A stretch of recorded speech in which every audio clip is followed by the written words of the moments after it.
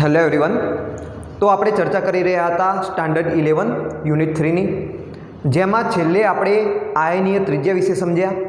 આજે આપણે બીજો ભૌતિક ગુણધર્મ લઈશું, આયનીકરણ એન્થાલ્પી।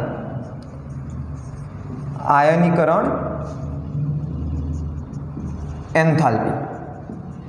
તો આયનીકરણ એન્થાલ્પી વિશે આપણે થોડું ઘણું જાણીએ છીએ। સેકન્ડ ચેપ્ટરની અંદર આપણે આની ચર્ચા પણ કરી હતી કે પરમાણુમાંથી ઇલેક્ટ્રોનને દૂર કરવા માટે જે ઓછામાં ઓછી ઉર્જા આપવી પડે છે તેને આપણે કહેતા હતા આયનીકરણ એન્થાલ્પી। માની લો કે આ છે પરમાણુનું કેન્દ્ર, એની આસપાસ આ કક્ષાની અંદર ઇલેક્ટ્રોન પરિભ્રમણ કરે છે। હવે પરમાણુમાંનો આ ઇલેક્ટ્રોનને આપણે શું કરવો છે? દૂર કરવો છે। તો આપણે ઉર્જા આપવી પડશે, કારણ કે કેન્દ્ર અને ઇલેક્ટ્રોન વચ્ચે ઇલેક્ટ્રોસ્ટેટિક ફોર્સ લાગે છે, એટલે કે સ્થિર વિદ્યુતીય આકર્ષણ બળ લાગે છે। આના કારણે ઇલેક્ટ્રોન કેન્દ્રની આસપાસ ફરતો હોય છે। તો પછી ઇલેક્ટ્રોનને જો દૂર કરવો હોય તો શું કરવું પડે? એને બહારથી ઉર્જા આપવી પડે। આપણે એને ઉર્જા આપીશું, એને જરૂરી ઉર્જા મળી જશે, એના પછી એ પરમાણુમાંથી બહાર નીકળી જશે। તો પછી પરમાણુમાંથી ઇલેક્ટ્રોનને બહાર નીકાળવા માટે આપણે જે ઓછામાં ઓછી ઉર્જા આપીએ છીએ એ શું છે? આયનીકરણ એન્થાલ્પી। તો આ તો આપણી બેઝિક વ્યાખ્યા થઈ ગઈ। તો આપણે હવે આને પ્રોપર વ્યાખ્યા સમજીએ કે ભાઈ આયનીકરણની પ્રોપર વ્યાખ્યા કઈ છે? તો ધરા સ્થિતિમાં રહેલા વાયુમય તટસ્થ મુક્ત તટસ્થ પરમાણુમાંથી એક ઇલેક્ટ્રોનને દૂર કરવા માટે જરૂરી ઉર્જાને આયનીકરણ એન્થાલ્પી કહે છે। ચલો વ્યાખ્યા લખી દઈએ પહેલા। ધરા સ્થિતિમાં રહેલા મુક્ત વાયુમય તટસ્થ પરમાણુમાંથી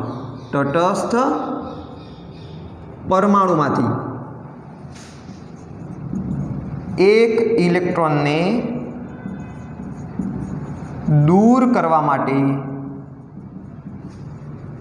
જરૂરી ઉર્જાને આયનીકરણ એન્થાલ્પી કહે છે। તો અહીંયા આગળ તમે ધ્યાનથી જુઓ, કેટલાક આપણે શબ્દોનો યુઝ કર્યો છે। મુક્ત વાયુમય તટસ્થ પરમાણુમાંથી। ભાઈ પરમાણુ કેવો લઈશું? આપણે મુક્ત લઈશું। હવે પરમાણુ આપણને મુક્ત ક્યારે મળશે? કે જ્યારે આપણે કોઈપણ તત્વને વાયુમય અવસ્થામાં લઈશું। આપણે જો ઘન લઈએ, આપણે જો પ્રવાહી લઈએ, તો બંનેની અંદર તો પરમાણુઓ એકબીજાની પાસે હોય, તો ત્યાં આગળ આપણને મુક્ત પરમાણુ મળશે નહીં। કઈ અવસ્થામાં મળશે? વાયુમય અવસ્થામાં મળશે। તો ખાસ ધ્યાન રાખજો, આપણે જે આ આયનીકરણ એન્થાલ્પી લીધેલી છે તો એની કેટલીક પરિસ્થિતિઓ છે, જેમ કે મુક્ત પરમાણુ લઈશું, કારણ કે ભાઈ જો આજુબાજુમાં પરમાણુ હોય તો પછી એના ઉપર અપાકર્ષણ, આકર્ષણ, બીજા આંતરાણવીય આકર્ષણ બળો એની પણ અસર થાય। તો એ અસરને આપણે નેગ્લિજિબલ કરવા માટે, એને નહિવત કરવા માટે આપણે કેવો લઈશું? પરમાણુ હંમેશા મુક્ત લઈશું। એટલે અહીંયા આગળ લીધેલું છે કે મુક્ત વાયુમય તટસ્થ પરમાણુમાંથી, બરાબર? પરમાણુ ઉપર કોઈ આપણે વીજભાર લઈશું નહીં, આપણે કોઈ આયનની વાત નહીં કરીએ, અહીંયા આગળ પરમાણુની વાત કરીએ છીએ। એટલે કેવો? તટસ્થ પરમાણુ, એમાંથી એક ઇલેક્ટ્રોનને દૂર કરવા માટે જે જરૂરી ઉર્જા છે એને આપણે શું કહીશું? આયનીકરણ એન્થાલ્પી। એકદમ ઇઝી। તો આ ખાસ તમારે ધ્યાન રાખવાની પરિસ્થિતિ। એની પ્રોપર વ્યાખ્યા કઈ છે? તો ધરા સ્થિતિમાં રહેલા મુક્ત વાયુમય તટસ્થ પરમાણુમાંથી એક ઇલેક્ટ્રોનને દૂર કરવા માટે જરૂરી ઉર્જાને આયનીકરણ એન્થાલ્પી કહે છે। ધરા સ્થિતિમાં રહેલા એટલે કે જે ઇલેક્ટ્રોન હશે એ પોતાની ઓછામાં ઓછી ઉર્જાવાળી અવસ્થામાં રહેલો હશે, અને એમાંથી આપણે એને મોકલીશું પરમાણુની બહાર। તો ક્લિયર થઈ ગઈ વ્યાખ્યા? હવે તમે સમજી ગયા છો। હવે જનરલી આયનીકરણ એન્થાલ્પીને આપણે કિલોજૂલ પ્રતિ મોલ એકમમાં દર્શાવીએ છીએ। કયા એકમમાં દર્શાવીએ છીએ આપણે? કિલોજૂલ પ્રતિ મોલ। ઇવન કેમિસ્ટ્રીની અંદર આપણે જે કોઈ પણ બીજી બધી આવી એન્થાલ્પીઓ ભણીશું, જેમ કે ઇલેક્ટ્રોન પ્રાપ્તિ એન્થાલ્પી હોય, લેટિસ એન્થાલ્પી હોય, કોઈ પણ, તો પણ આપણે એના કયા એકમમાં લઈશું? કિલોજૂલ પ્રતિ મોલ એકમમાં જ લઈશું, બરાબર? એટલે કે 1 મોલ પરમાણુ હોય એમાંથી ઇલેક્ટ્રોનને દૂર કરવા માટે આપવી પડતી આ ઉર્જા છે કિલોજૂલ એકમની અંદર। ખ્યાલ આવી ગયો? ચલો માની લો કે કોઈ એક પરમાણુ છે X, વાયુમય અવસ્થામાં છે, એમાંથી આપણે એક ઇલેક્ટ્રોનને દૂર કર્યું, સ્વાભાવિક વસ્તુ છે, ઇલેક્ટ્રોનને જો આપણે દૂર કરીશું તો જે પરમાણુ હશે એ ધન આયનની અંદર ફેરવાશે. શું બનાવશે? X પ્લસ ધન આયન. તો હવે આ પ્રક્રિયાની અંદર ઉર્જામાં કંઈક ફેરફાર થયો હશે, એને આપણે દર્શાવીશું ડેલ્ટા HI વડે. હવે જો અહીંયા આગળ આ H સંજ્ઞા શેની છે? એન્થાલ્પીની. H સંજ્ઞા શેની? એન્થાલ્પીની. અને એન્થાલ્પી એટલે કે ઉર્જા. એન્થાલ્પી બીજું કંઈ નહીં પરંતુ શું છે? ઉર્જા જ છે. અહીંયા આગળ ડેલ્ટા લખ્યો એટલે કે મતલબ કે તફાવત દર્શાવવામાં આવેલો છે. ભાઈ જુઓ, પરમાણુ છે તો એની જોડે કંઈક ઉર્જા પહેલાંથી હશે, એવું નહીં હોય કે ના હોય. દરેક વસ્તુની કંઈક ના કંઈક ઉર્જા તો હોય. હવે આપણે શું કર્યું? એને ઉર્જા આપી તો સ્વાભાવિક વસ્તુ છે એની ઉર્જામાં ફેરફાર થયો હશે. તો કેટલી ઉર્જામાં ફેરફાર થયો હોય? આપણે જેટલી આપી હશે એટલી ઉર્જા એને મેળવેલી હોય. ક્લિયર છે? અને એ શું હશે? આ ડેલ્ટા H એટલે કે એન્થાલ્પીમાં થયેલો ફેરફાર હશે. તો તમે કહી શકો કે ભાઈ આ પ્રક્રિયામાં જે ઉર્જામાં ફેરફાર થયો એ શું છે? આયનીકરણ એન્થાલ્પી. આ શું છે? આયનીકરણ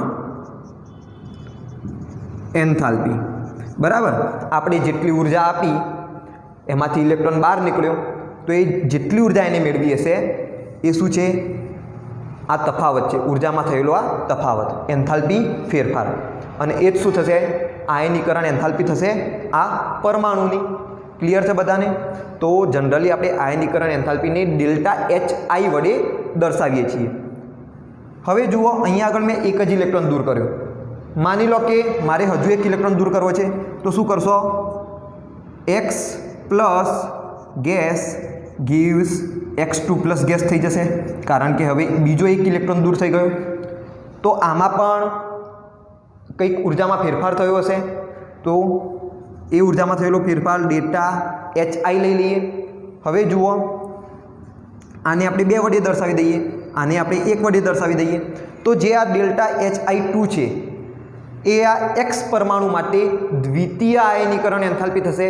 એટલે કે X પરમાણુમાંના બીજા ઇલેક્ટ્રોનને, X પરમાણુમાંના બીજા ઇલેક્ટ્રોનને દૂર કરવા માટે આપવામાં આવેલી ઉર્જા છે. ક્લિયર છે? ડેલ્ટા HI1 છે એ શું છે? પ્રથમ આયનીકરણ એન્થાલ્પી છે. કોની? X પરમાણુની. X પરમાણુની પ્રથમ આયનીકરણ એન્થાલ્પી. ડેલ્ટા HI2 છે X પરમાણુની. ધ્યાનથી શબ્દ સાંભળજો, હું કહું છું X પરમાણુ.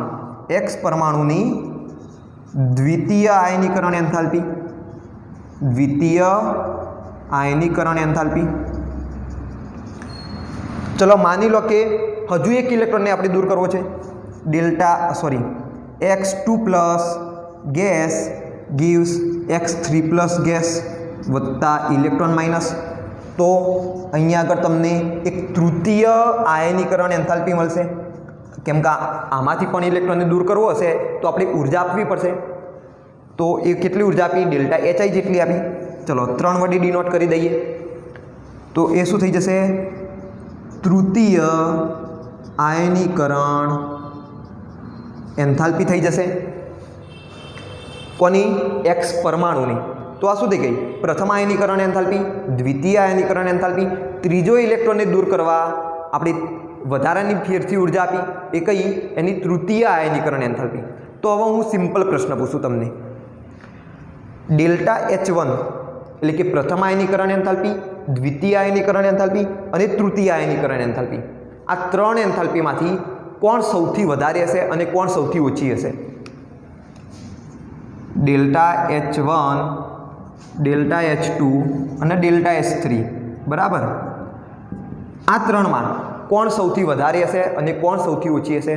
તો હંમેશા યાદ રાખજો, તૃતીય આયનીકરણ એન્થાલ્પી હંમેશા દ્વિતીય આયનીકરણ એન્થાલ્પી કરતાં વધારે હશે. દ્વિતીય આયનીકરણ એન્થાલ્પી હંમેશા પ્રથમ આયનીકરણ એન્થાલ્પી કરતાં વધારે હશે. બરાબર. એટલે કે જેમ જેમ તમે ઇલેક્ટ્રોન દૂર કરતા જાઓ, એક ઇલેક્ટ્રોન દૂર કરતા જાઓ, તો મળતી જે આયનીકરણ એન્થાલ્પી હશે એ હંમેશા વધતી જતી હશે. તો કેમ વધતી જતી હશે? તમે વિચારો. ચલો આનો સ્ક્રીનશોટ તમે પાડી દો. આપણે એનું રીઝન જોઈએ કે ભાઈ તૃતીય આયનીકરણ એન્થાલ્પી હંમેશા દ્વિતીય કરતાં વધારે હશે, દ્વિતીય હંમેશા પ્રથમ કરતાં વધારે હશે. તો એવું કેમ થયું? તો જુઓ, આપણે એલ્યુમિનિયમનું ઉદાહરણ લઈએ અને આ યાદ રાખજો, આ કિસ્સો ખાસ છે. આ તમારે યાદ રાખી દેવાનું. આપણે કોઈ પણ તત્વની વાત કરતા હોય, કોઈ પણ તત્વની આપણે વાત કરતા હોય તો એ તત્વ માટે પ્રથમ, દ્વિતીય અને તૃતીય આયનીકરણ એન્થાલ્પી વચ્ચે જે ફેરફાર છે એ આ પ્રકારનો છે. એટલે કે એમની વચ્ચેનો જે સંબંધ છે એ આ પ્રકારનો છે. પ્રથમ હંમેશા ઓછી હશે, એના પછી દ્વિતીય હંમેશા વધારે હશે, તૃતીય હંમેશા વધારે હશે. બરાબર, હંમેશા આ ટ્રેન્ડ ફોલો થશે જ, એટલે ખાસ ધ્યાન રાખવાનું. આ ચલો એલ્યુમિનિયમનું ઉદાહરણ લઈએ. તો એલ્યુમિનિયમમાંથી આપણે પહેલો ઇલેક્ટ્રોન આપણે જો દૂર કરીએ તો શું બનશે? Al પ્લસ ધન આયન બનશે અને એક ઇલેક્ટ્રોન છૂટો પડશે. આની આયનીકરણ એન્થાલ્પીને કહી દઈએ ડેલ્ટા H1. હવે આની ઇલેક્ટ્રોનિક કન્ફિગ્યુરેશન જુઓ તમે, કઈ થશે? 1s2 2s2. ચલો હું બાહ્યતમ કોષને જ માત્ર લખું, એટલે કે નિયોન 3s2 3p1 હોય કે ના હોય? હવે આપણે એક ઇલેક્ટ્રોન દૂર કર્યો તો અહીંયા આગળ વાત તમે સમજો. આપણે જે ઇલેક્ટ્રોન દૂર કરીશું, કયો ઇલેક્ટ્રોન દૂર થશે? સંયોજકતા ઇલેક્ટ્રોનમાંનો. ભાઈ અંદરના ઇલેક્ટ્રોન તો દૂર થાય નહીં. ઇલેક્ટ્રોન કયા દૂર થાય? જે બહાર હોય, બહારની કક્ષામાં રહેલા હોય એ ઇલેક્ટ્રોન દૂર થાય. તો અહીંયા આગળ જે 3p છે એ 3pમાંથી ઇલેક્ટ્રોન દૂર થશે. હંમેશા જે બાહ્યતમ કોષ હશે, જેની ઉર્જા વધારે હશે, એમાંથી ઇલેક્ટ્રોન દૂર થશે. આ તમારે ખાસ યાદ રાખવાનું. તો અહીંયાથી 3pમાંથી એક ઇલેક્ટ્રોન દૂર થયો, તો હવે ઇલેક્ટ્રોન રચના કેવી થઈ ગઈ? Ne3s2 થઈ ગઈ. ભાઈ પહેલાં એલ્યુમિનિયમ જોડે 13 પ્રોટોન હતા, સામે 13 ઇલેક્ટ્રોન હતા. હવે Al પ્લસ ધન આયનની અંદર 13 પ્રોટોન છે, પરંતુ એક ઇલેક્ટ્રોન ઓછો છે, 12 ઇલેક્ટ્રોન જ છે. તો તમે જ વિચારો, અહીંયા આગળ 13 પ્રોટોન 13 ઇલેક્ટ્રોનને ખેંચે છે, અહીંયા આગળ 13 પ્રોટોન 12 ઇલેક્ટ્રોનને જ ખેંચે છે. તો અહીંયા આગળ દરેક ઇલેક્ટ્રોન એટલે કે સંયોજકતા ઇલેક્ટ્રોન પ્રત્યે કેન્દ્રનું આકર્ષણ વધી ગયું. હવે અસરકારક કેન્દ્રીય વીજભાર વધી ગયો. શું થયું? પ્રોટોન કરતાં ઇલેક્ટ્રોનની સંખ્યા ઘટી ગઈ. શું થયું? ઇલેક્ટ્રોનની સંખ્યા ઘટી ગઈ. એટલે કે હવે અસરકારક કેન્દ્રીય વીજભાર સંયોજકતા ઇલેક્ટ્રોન પ્રત્યે વધી ગયો. એટલે કે હવે જે કેન્દ્ર હશે એ ઇલેક્ટ્રોનને ખૂબ જ પ્રબળતાથી જકડી રાખશે. હવે ઇલેક્ટ્રોનને જવા દેશે નહીં. એકવાર પરમાણુ છેતરાઈ ગયો, એકવાર ઇલેક્ટ્રોન જતો રહ્યો, હવે ફરીથી છેતરાશે નહીં. હવા સચેત થઈ ગયું, હવા નહીં જવા દે. એટલે માટે આપણે જો એને ખેંચવું હોય, ઇલેક્ટ્રોનને પરમાણુમાંથી દૂર કરવો હોય તો પછી વધારે ઉર્જા આપવી પડશે, એને વધારે લલચાવવો પડશે. એટલે કે અસરકારક કેન્દ્રીય વીજભાર વધી ગયો. એટલે કે તમે કહી શકો કે આકર્ષણ કેન્દ્રનું ઇલેક્ટ્રોન પ્રત્યે આકર્ષણ વધી ગયું. અને એટલા માટે હવે તમારે વધુ ઉર્જા આપવી પડે. વધુ ઉર્જા આપશો એટલે કે હવે જે દ્વિતીય આયનીકરણ એન્થાલ્પી હશે એ પ્રથમ કરતાં કેવી હશે? વધારે હશે. ક્લિયર છે? હવે આમાંથી જે તમારે ઇલેક્ટ્રોન નીકાળવો હોય અને એના માટે જે જરૂરી ઉર્જા છે દ્વિતીય આયનીકરણ એન્થાલ્પી એ કેવી હશે? વધારે હશે. તો હવે શું થશે? Al પ્લસ ધન આયનમાંથી Al2 પ્લસ ધન આયન બનશે, ઇલેક્ટ્રોન છૂટો પડશે. આની આયનીકરણ એન્થાલ્પી દ્વિતીય આયનીકરણ એન્થાલ્પી ડેલ્ટા H2. તો ડેલ્ટા H2 કેવા આવશે? ડેલ્ટા H1 કરતાં વધારે આવશે. અહીંયા તમે ફરીથી જુઓ, અહીંયા આગળ ઇલેક્ટ્રોન રચના હતી Ne3s2, અહીંયા આગળ થઈ ગઈ Ne3s1. ક્લિયર છે? અહીંયા આગળ 13 પ્રોટોન હતા, 12 ઇલેક્ટ્રોન હતા, અહીંયા આગળ 13 પ્રોટોન તો હતા જ, સામે 11 ઇલેક્ટ્રોન થઈ ગયા. હવે જુઓ, અહીંયા આગળ 13 પ્રોટોન 12 ઇલેક્ટ્રોનને ખેંચે છે, અહીંયા આગળ 13 પ્રોટોન 11 ઇલેક્ટ્રોન જ ખેંચે છે. તો ફરી પાછો એક ઇલેક્ટ્રોન ઘટી ગયો, ફરી પાછો ધન વીજભાર વધી ગયો. અસરકારક ધન વીજભાર વધશે, આકર્ષણ વધશે, ફરીથી છેતરાઈ ગયો. હવે તો ક્યારેય છેતરાય નહીં.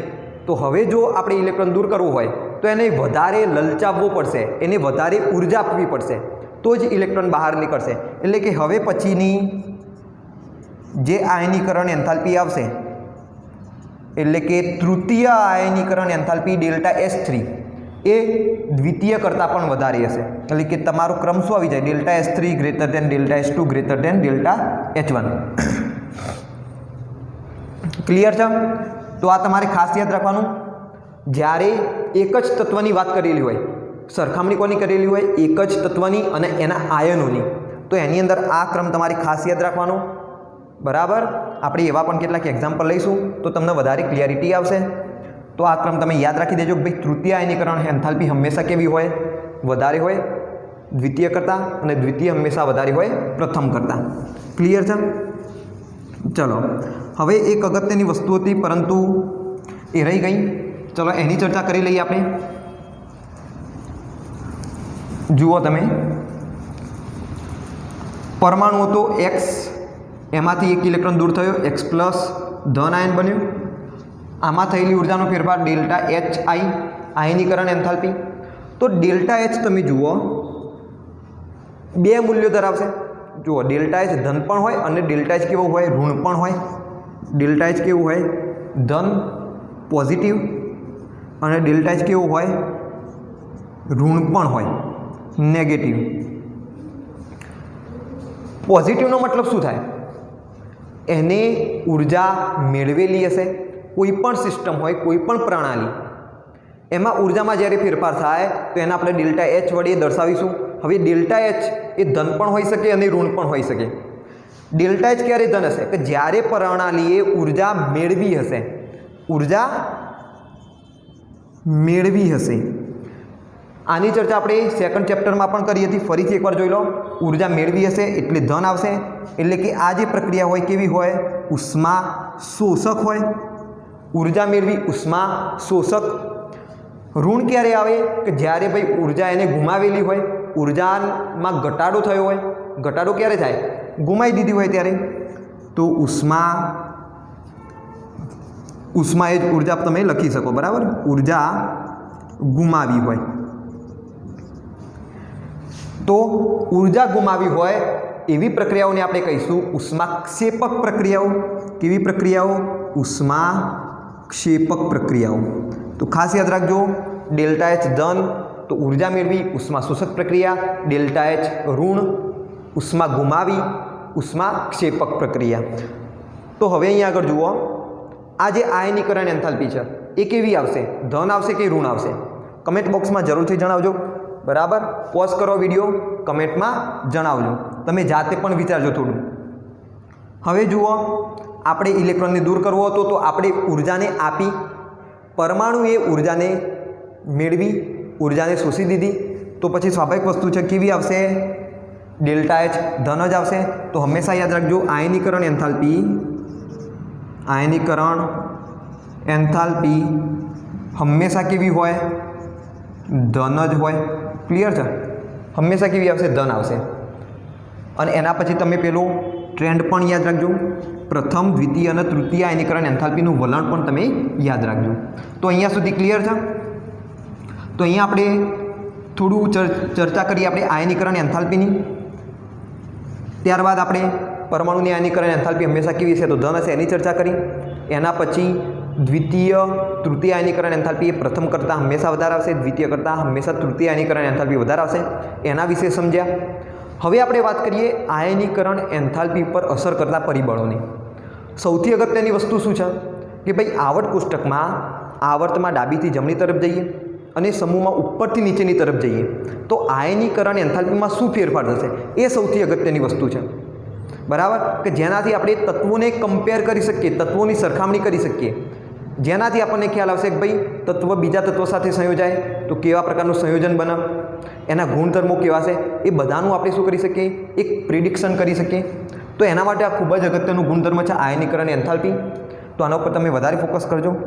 હવે ડાયરેક્ટ આપણે આવર્તમાં વલણ જોઈએ અને સમૂહમાં વલણ જોઈએ એના પહેલાં આપણે કેટલાક અસર કરતા પરિબળો વિશે સમજી લઈએ.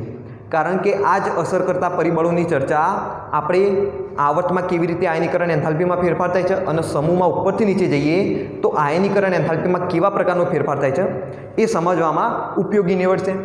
આનો જ આપણે એનો ઉપયોગ કરીશું. એટલે પહેલાં આપણે શેની ચર્ચા કરીશું? આયનીકરણ એન્થાલ્પી પર અસર કરતા પરિબળોની.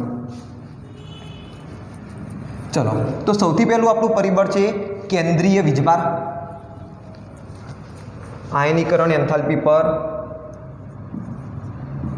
અસર કરતા પરિબળો. સૌથી પહેલી આપણે વાત કરીશું કેન્દ્રીય વીજભારની. કોની? કેન્દ્રીય વીજભારની. હવે જુઓ, કોઈ એક પરમાણુ કેન્દ્ર છે, એક પ્રોટોન છે, સંયોજકતા કોષમાં 1 ઇલેક્ટ્રોન છે. કોઈ બીજો પરમાણુ લીધો, એના પરમાણુ કેન્દ્રમાં 4 પ્રોટોન છે, સંયોજકતા કોષમાં 1 ઇલેક્ટ્રોન છે. તો તમે જ વિચારો કોની આયનીકરણ એન્થાલ્પી વધારે હશે? આયનીકરણ એન્થાલ્પી એટલે કે આ ઇલેક્ટ્રોનને દૂર કરવા માટે આપવી પડતી ઉર્જા. તો અહીંયા આગળ એક જ પ્રોટોન છે જે 1 ઇલેક્ટ્રોનને પોતાની તરફ આકર્ષે છે. અહીંયા આગળ 4 પ્રોટોન છે જે 1 ઇલેક્ટ્રોનને પોતાની તરફ આકર્ષે છે. તો સ્વાભાવિક વસ્તુ છે આ કિસ્સામાં આયનીકરણ એન્થાલ્પી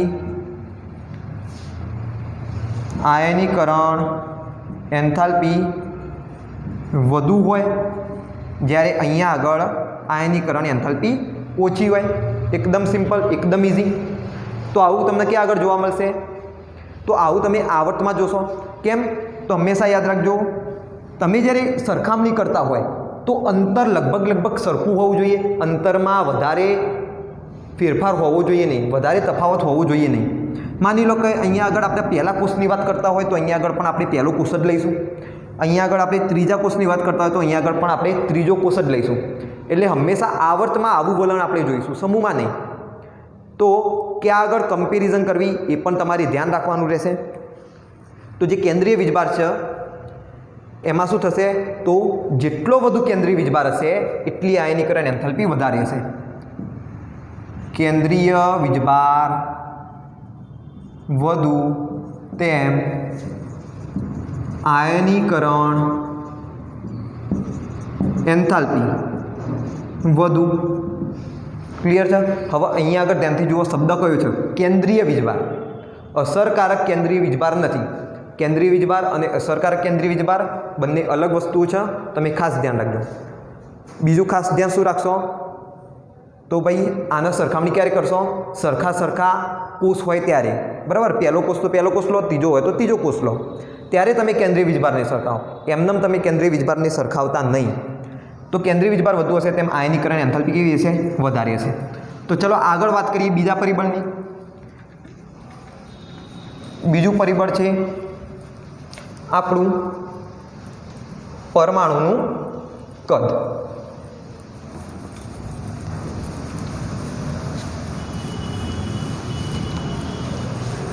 બીજું પરિબળ કયું છે આપણે?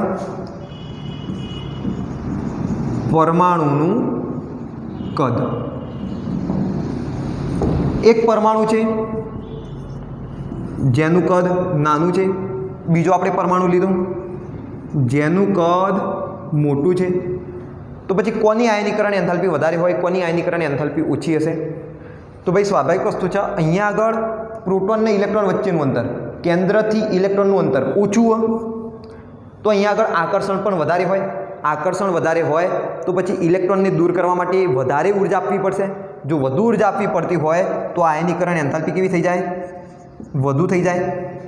અહીંયા આગળ કેન્દ્રથી ઇલેક્ટ્રોનનું અંતર ઓછું છે. ઓછું અંતર હોય તો આકર્ષણ પણ સ્વાભાવિક વસ્તુ છે, ઓછું હશે. તો આયનીકરણ એન્થાલ્પી પણ ઓછી થશે. એટલે કે ડેલ્ટા એચ આઈ અહીંયા આગળ કેવી હશે? ઓછી હશે. ક્લિયર છે? તો આની કમ્પેરિઝન તમે ખાસ કરીને કરશો સમૂહની અંદર. ભાઈ સમૂહમાં તમે જુઓ, સંયોજકતા કોષમાં ઇલેક્ટ્રોનની સંખ્યા કેવી હોય? સરખી જ હોય. પહેલા સમૂહની વાત કરીએ તો એક જ હોય, બીજાની વાત કરીએ તો 2 જ હોય. બરાબર? તો સંયોજકતા કોષમાં ઇલેક્ટ્રોન કેવા? સરખા હોય. પરંતુ કેન્દ્રથી અંતર હંમેશા બદલાતું જાય. પહેલા કોષની વાત કરીએ તો લિથિયમથી તમે સિઝિયમ તરફ જાઓ તો શું થશે? કેન્દ્રથી અંતર વારંવાર વધતું જશે. પહેલા કોષમાં ઇલેક્ટ્રોન હતો, પછી બીજા કોષમાં આવશે, પછી ત્રીજામાં આવશે, પછી ચોથામાં આવશે, એવી રીતે પાંચમામાં આવશે. તો ભાઈ કેન્દ્રથી અંતર જેમ જેમ વધતું જશે તેમ તેમ આયનીકરણ એન્થાલ્પી ઘટતી જશે. એટલે કે તમે કહી શકો કે પરમાણુનું કદ જેમ વધે તેમ આયનીકરણ એન્થાલ્પી ઘટે છે. જેમ જેમ પરમાણુનું કદ વધશે તેમ તેમ આયનીકરણ એન્થાલ્પી ઘટશે. જેમ જેમ કેન્દ્રીય વીજભાર વધશે તેમ તેમ આયનીકરણ એન્થાલ્પી વધશે. તો આ અમુક બાબતો તમારે ખાસ યાદ રાખવાની. તો આ હતું પરમાણુનું કદ. થર્ડ આપણે ચર્ચા કરીએ પેટાકોષમાં અસર. એક જ કોષમાં રહેલા પેટાકોષોમાં આયનીકરણ એન્થાલ્પીમાં કેવી રીતે ફેરફાર કરશે.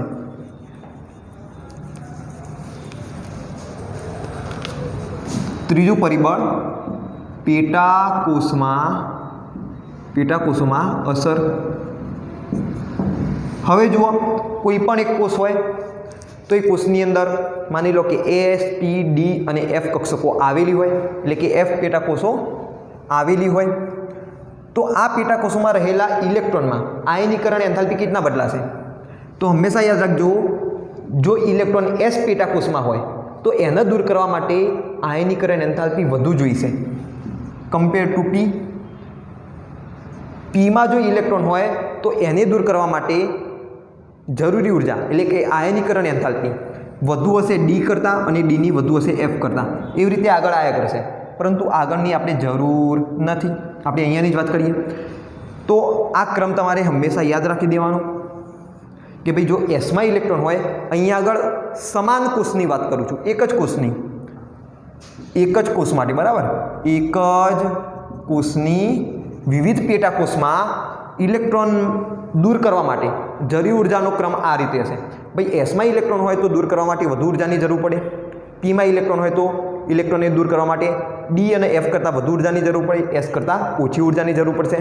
ડીમાં હશે તો એફ કરતાં વધુ ઉર્જાની જરૂર પડશે, એફ હશે તો જી કરતાં વધુ ઉર્જાની જરૂર પડશે. કેમ આવું થયું? તો તમે વિચારો, એસ કક્ષક છે, એસ કક્ષકનો આકાર કેવો? ગોળાકાર અને કેન્દ્રની નજીક હોય. એસ કક્ષક કેવી હોય? એક તો ગોળાકાર હોય અને કેન્દ્રની વધુ નજીક હોય. તો પછી આકર્ષણ પણ કેવું હશે? ઇલેક્ટ્રોન પ્રત્યે વધુ હશે. કેમ કે જો એસ કક્ષકમાં ઇલેક્ટ્રોન હોય ને તો પોતાનો વધુ સમય કેન્દ્રની આસપાસ વિતાવે. પોતાનો વધુ સમય એ ક્યાં આગળ વિતાવશે? કેન્દ્રની આસપાસ વિતાવશે. એટલા માટે આકર્ષણ વધારે હોય, અને આકર્ષણ જો વધારે હશે તો પછી ઉર્જા વધારે આપવી પડશે, અને એટલા માટે આયનીકરણ એન્થાલ્પી એની વધારે હશે. તો એસ કક્ષક કેવી હોય છે? ગોળાકાર હોય છે, કેન્દ્રથી વધુ નજીક હોય છે. જનરલી એવું લખતા હોઈએ છીએ, પરંતુ આમાં કેવું હશે? ઇલેક્ટ્રોન વધુ સમય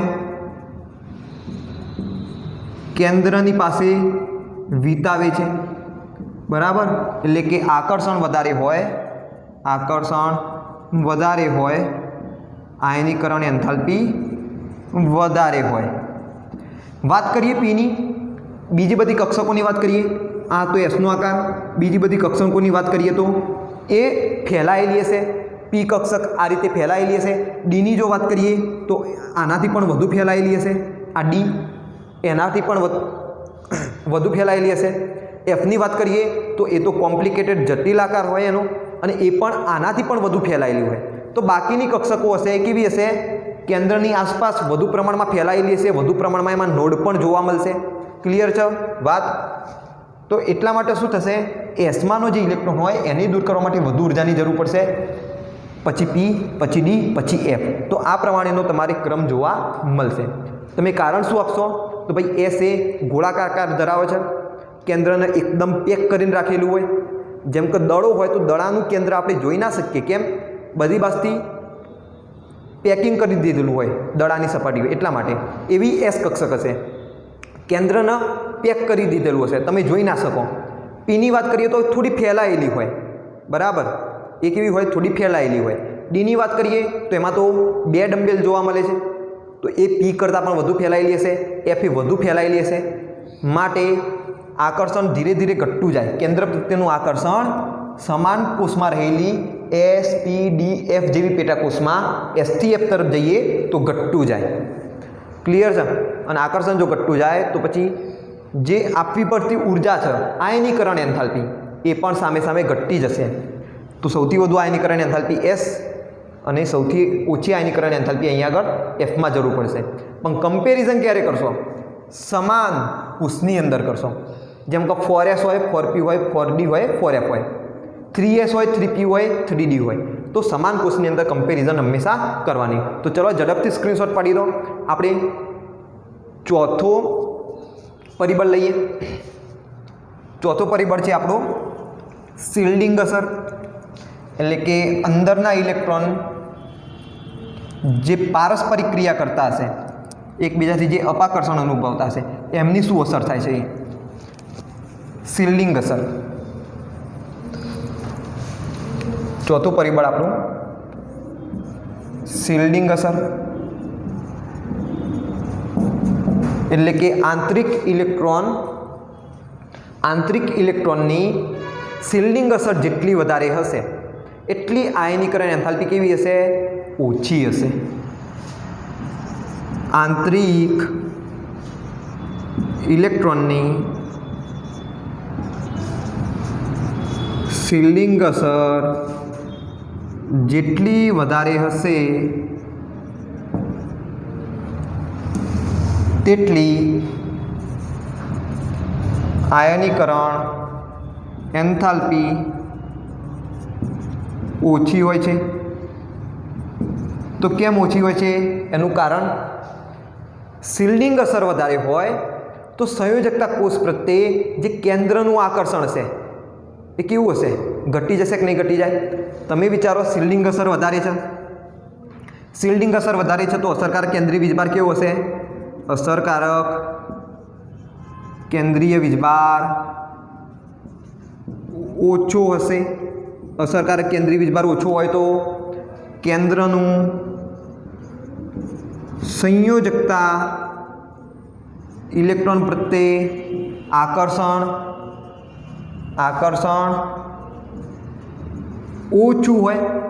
જો આકર્ષણ ઓછું હોય તો એવા ઇલેક્ટ્રોનને દૂર કરવા માટે ઓછી ઉર્જાની જરૂર પડશે, આપણે વધુ ઉર્જા ખર્ચવી પડશે નહીં. એટલે કે આયનીકરણ એન્થાલ્પી ઓછી હોય છે. તો શિલ્ડિંગ અસર જેટલી વધારે, આંતરિક કક્ષાઓમાં ઇલેક્ટ્રોન જેટલા વધુ હશે એટલી વધુ શિલ્ડિંગ અસર હશે અને એટલી જ ઓછી શું હશે? આયનીકરણ એન્થાલ્પી હશે. તો આ પણ એક અગત્યનું પરિબળ છે. તો ખાસ યાદ રાખજો, શિલ્ડિંગ અસર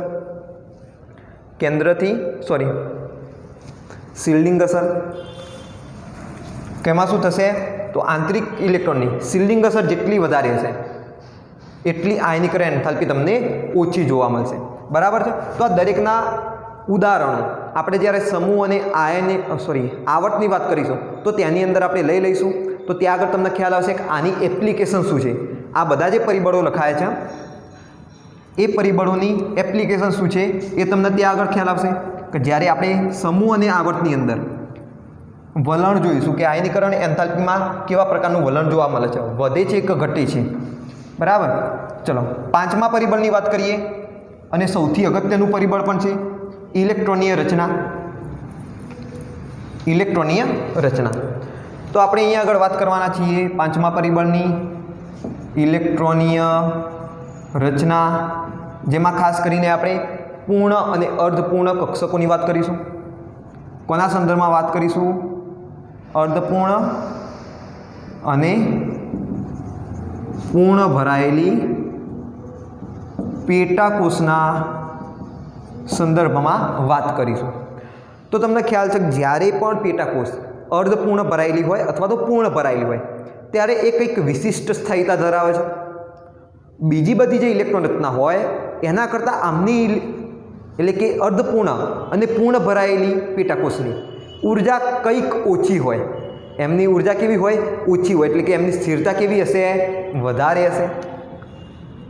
તો તમે લખી શકો કે અર્ધપૂર્ણ અને પૂર્ણ ભરાયેલી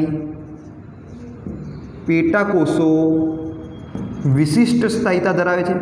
કંઈક વધારે પડતી જ એમની સ્થાયીતા હશે, વિશિષ્ટ સ્થાયીતા ધરાવે છે. આ વિશિષ્ટ સ્થાયીતા ધરાવતા હોય તો એમાંનો જો ઇલેક્ટ્રોન દૂર કરવો હોય તો એ ઇલેક્ટ્રોન શું કામ દૂર થવા માગશે?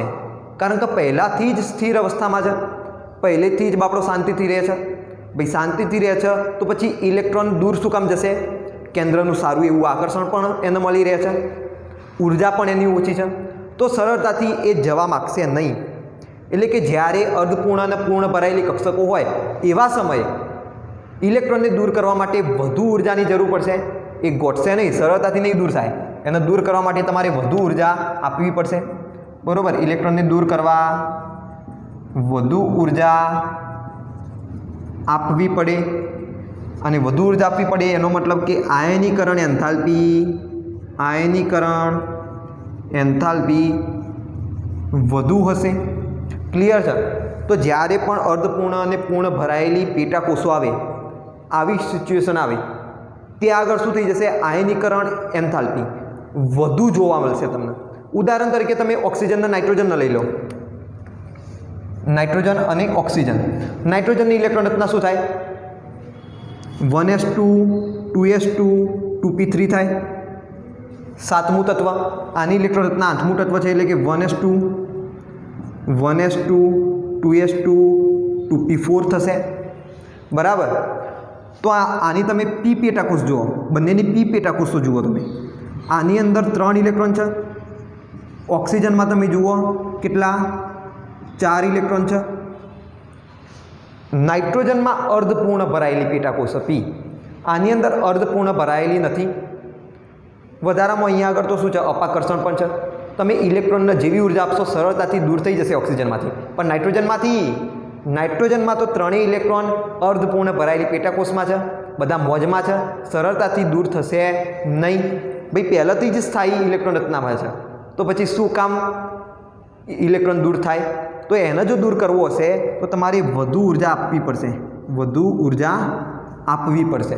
તો નાઇટ્રોજનની આયનીકરણ એન્થાલ્પી ઓક્સિજન કરતાં કેવી હશે? વધારે હશે. કેમ? નાઇટ્રોજનમાં પી પેટાકોષ અર્ધપૂર્ણ ભરાયેલો છે, અને અર્ધપૂર્ણ ભરાયેલો છે એટલે એ વિશિષ્ટ સ્થાયીતા ધરાવે છે. એમાંથી ઇલેક્ટ્રોનને દૂર કરવા માટે વધુ ઉર્જાની જરૂર પડશે. એટલે કે નાઇટ્રોજનની ઇલેક્ટ્રોનના તમને ઓક્સિજન કરતાં વધુ જોવા મળશે. બરાબર. તો આ પણ ચર્ચા આપણે આવર્તમાં કરીશું જ, તો પણ એક્ઝામ્પલ તરીકે તમને અહીંયા આગળ સમજાવી દીધું. તો આ કેટલાક 5 આપણા અસર કરતા પરિબળો હતા. પહેલી આપણે ચર્ચા કરી કેન્દ્રીય વીજભારની, ત્યાર પછી આપણે વાત કરી પરમાણુના કદની, ત્યાર પછી આપણે વાત કરી પેટાકોષમાં અસર, પછી શિલ્ડિંગ અસર, અને છેલ્લે આપણે ચર્ચા કરી ઇલેક્ટ્રોનીય રચનાની. તો 5 પરિબળો ખૂબ જ અગત્યના છે. સૌથી વધુ પ્રભાવી પરિબળ આવ્યું છે ઇલેક્ટ્રોન રચના. કયું? ઇલેક્ટ્રોન રચના. અને આ ઇલેક્ટ્રોન રચનાના આધારે જ તમે આવર્તમાં ક્રમ કેવો રહેશે, એટલે કે આયનીકરણ એન્થાલ્પીનું વલણ કેવું રહેશે, એ તમે ઇઝીલી સરળતાથી સમજી શકો. તો ચલો હવે વાત કરીએ આવર્તમાં ઇલેક્ટ્રોનીય રચના, સોરી આવર્તમાં આયનીકરણ એન્થાલ્પીમાં ફેરફારની ચર્ચા કરીએ. તો તમે જ વિચારો કે આવર્તમાં આયનીકરણ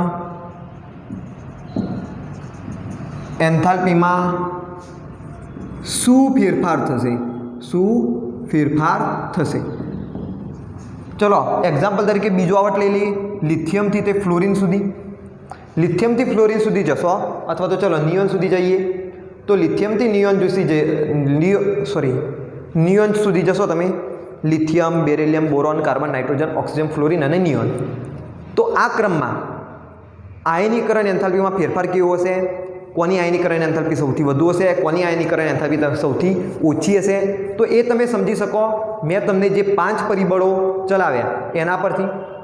જે 5 પરિબળો ચલાવ્યા તેનો તમે એપ્લિકેશન, તેનો તમે યુઝ આની અંદર કરો. તમે જાતે વિચારો કયું પ્રભાવી પરિબળ છે એ પણ મેં તમને કહી દીધું. ઇલેક્ટ્રોનની રચના કે જેના આધારે તમે આને ઇઝીલી સમજી શકો. તો પછી આ તમારી જાતે પ્રયત્ન કરવાનો રહેશે. આજે આપણે આની ચર્ચા નહીં કરીએ. આ વિડીયો આપણે અહીંયા સુધી રાખીએ.